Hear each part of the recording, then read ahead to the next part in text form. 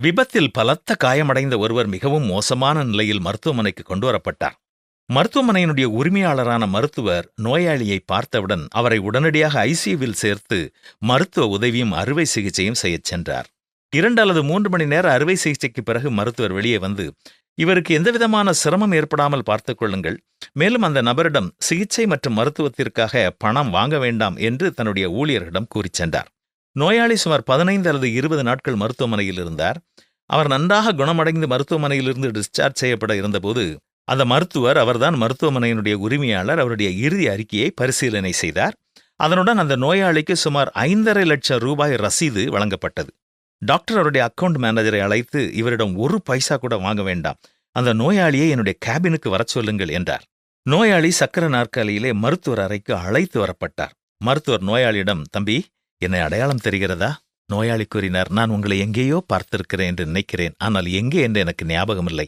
Doctor சொன்னார், 4 வருடத்திற்கு முன்னாடி சூரிய மறையும் சமயத்திலே ஊருக்கு அப்பால் ஒரு காட்டிலே ஒரு காரை சரி பண்ணினீங்க, இப்போது ஞாபகம் இருக்கிறதா? ஆமாம் சார், நன்றாக ஞாபகம் இருக்கிறது. அன்றைய தினம் நான் என்னுடைய குடும்பத்துடன் சுற்றுலா சென்று கொண்டிருந்த பொழுது கார் பழுதாகிவிட்டது. சுற்றிலும் வெறிச்சோடிய காடுதான் இருந்தது.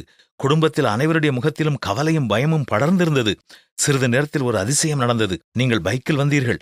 பைக்கை நிறுத்திவிட்டு எங்கள் பிரச்சனைக்கு காரணம் என்ன என்று கேட்டீர்கள். பிறகு காரின் பேனட்டை திறந்து பார்த்தீர்கள். சில நிமிடங்களில் கார் ஓடத் தொடங்கியது. நாங்கள் அனைவரும் மிக மகிழ்ச்சியாகவும் நிம்மதியாகவும் வீடு வந்து சேர்ந்தோம். எல்லாம் வல்ல இறைவன் உங்களை எங்களிடம் அனுப்பியது போல நாங்கள் உணர்ந்தோம். நீங்கள் ஒரு கேரேஜ் நடத்துகிறீர்கள் என்று சொன்னீர்கள். அத்தகைய கடினமான சூழ்நிலையில் உங்கள் உதவிக்கு விலை இல்லை. ஆனாலும் நான் உங்களிடம் எவ்வளவு பணம் வேண்டும் என்று கேட்டேன். அந்த நேரத்தில் நீங்கள் கூப்பிய கைகளுடன் பேசிய வார்த்தைகள், பிரச்சனையில் இருப்பவரின் உதவிக்காக நான் எதையும் திரும்பப் பெறுவதில்லை, இந்த வேலையினுடைய கணக்கை என் கடவுள் வைத்திருப்பார் என்றீர்கள். அந்த வார்த்தைகள் என்னுடைய வாழ்க்கைக்கு உத்வேகம் அளித்தன. பெயரளவிலான வருமானம் உள்ள ஒருவரால் இவ்வளவு உயர்ந்த எண்ணங்களும் மதிப்புகளும் அவருக்கு இருக்க முடியும் என்றால் அவற்றை நாமும் பின்பற்றினால் என்ன என்று அன்று நான் நினைத்தேன்.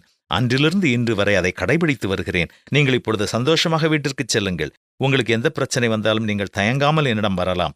மருத்துவர் கூறிவிட்டு கேபினை விட்டு வெளியே சென்றார். அந்த நபர் அந்த இடத்திலேயே இறைவனுக்கு நன்றி சொன்னார்.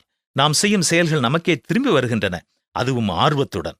அனைத்து பாவ புண்ணிய கணக்குகளும் சரியாக நிர்ணயம் செய்யப்படுகிறது. எதை நாம் விதைக்கிறோமோ அதைத்தான் அறுப்போம். என்ன, நன்மை செய்வோமா?